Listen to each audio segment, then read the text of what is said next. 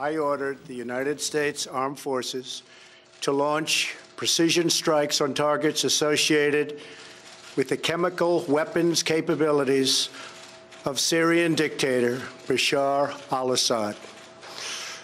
A combined operation with the armed forces of France and the United Kingdom is now underway. We thank them both.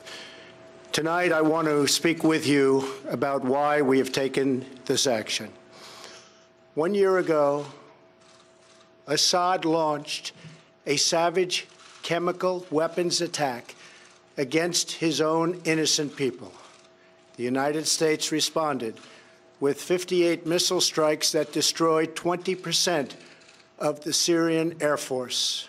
Last Saturday, the Assad regime again deployed chemical weapons to slaughter innocent civilians, this time in the town of Douma, near the Syrian capital of Damascus. This massacre was a significant escalation in a pattern of chemical weapons use by that very terrible regime. The evil and the despicable attack left mothers and fathers, infants and children thrashing in pain and gasping for air. These are not the actions of a man. They are crimes of a monster instead. Following the horrors of World War I a century ago, civilized nations joined together to ban chemical warfare. Chemical weapons are uniquely dangerous, not only because they inflict gruesome suffering, but because even small amounts can unleash widespread devastation.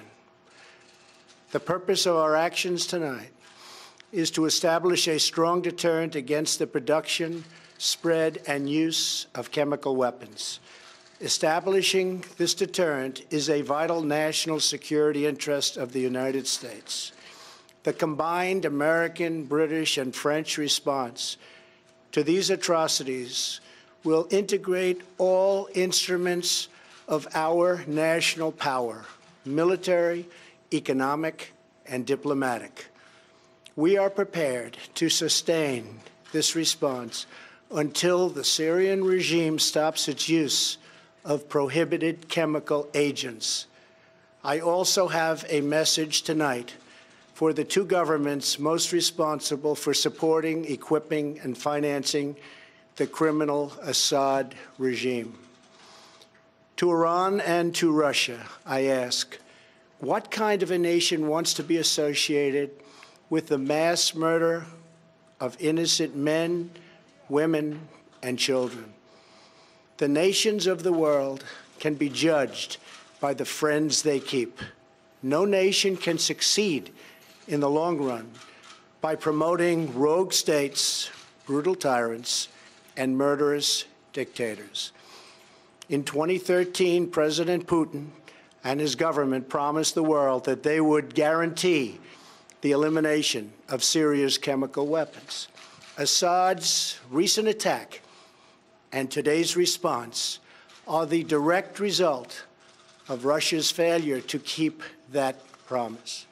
Russia must decide if it will continue down this dark path or if it will join with civilized nations as a force for stability and peace. Hopefully, someday we'll get along with Russia and maybe even Iran, but maybe not. I will say this, the United States has a lot to offer. With the greatest and most powerful economy in the history of the world. In Syria, the United States, with but a small force being used to eliminate what is left of ISIS, is doing what is necessary to protect the American people.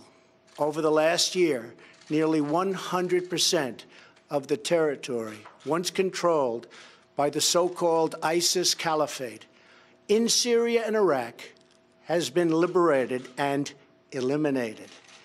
The United States has also rebuilt our friendships across the Middle East.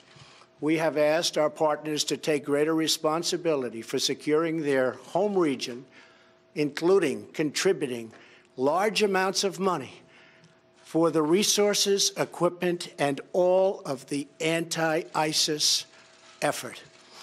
Increased engagement from our friends, including Saudi Arabia, the United Arab Emirates, Qatar, Egypt, and others, can ensure that Iran does not profit from the eradication of ISIS.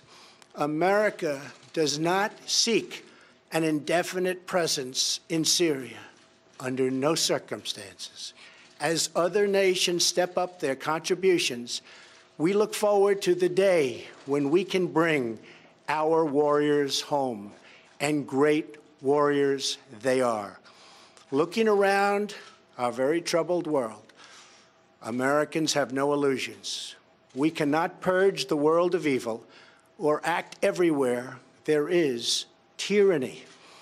No amount of American blood or treasure can produce lasting peace and security in the Middle East. It's a troubled place. We will try to make it better, but it is a troubled place. The United States will be a partner and a friend, but the fate of the region lies in the hands of its own people. In the last century, we looked straight into the darkest places of the human soul. We saw the anguish that can be unleashed and the evil that can take hold. By the end of World War I, more than 1 million people had been killed or injured by chemical weapons. We never want to see that ghastly specter return. So today, the nations of Britain, France, and the United States of America have marshaled their righteous power against barbarism and brutality. Tonight, I ask all Americans to say a prayer for our noble warriors and our allies as they carry out their missions. We pray that God will bring comfort to those suffering in Syria. We pray that God will guide the whole region toward a future of dignity and of peace.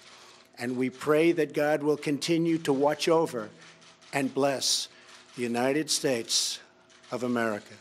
Thank you and good night. Thank you.